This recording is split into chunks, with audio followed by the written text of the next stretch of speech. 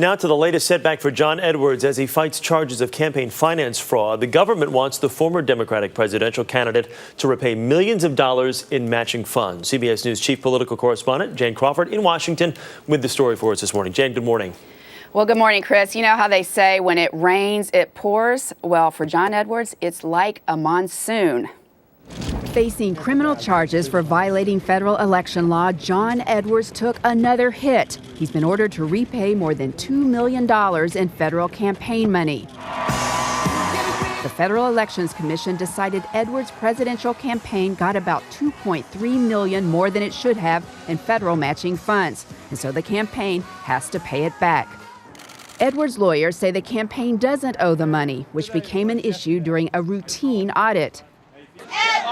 Every presidential candidate who gets federal matching money is reviewed, and the commission's order is completely unrelated to Edwards' criminal charges.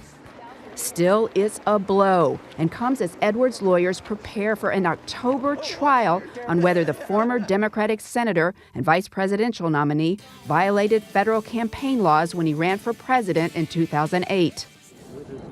A federal grand jury indicted Edwards after a 2-year investigation for accepting nearly $1 million in illegal contributions and using the money to hide his pregnant mistress, Rielle Hunter.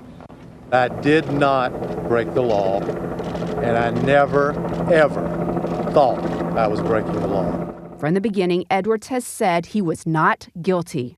2 races down.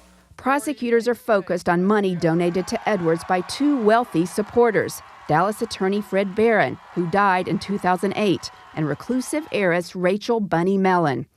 Prosecutors say that money should have been considered a campaign contribution, and that by spending it to keep his mistress a secret, Edwards broke the law. Now, Edwards' lawyers can and will appeal this fine. But really, Chris, when you're looking at jail time in that separate criminal case, this money that the FEC, the Federal Election Commission, says he now owes is the least of his problems. Yeah, he's got a number of issues to deal with. Let's say he does have to pay the money. Does this have to come right out of his own account? Do you have to write a check for $2.3 million? No. And I mean, the campaign, his presidential campaign, believe it or not, still has some money left over. So this fine, if he does have to pay it, his lawyers will appeal, will come out of that account. But that money is dwindling fast. I mean, he's got a lot of other expenses, too.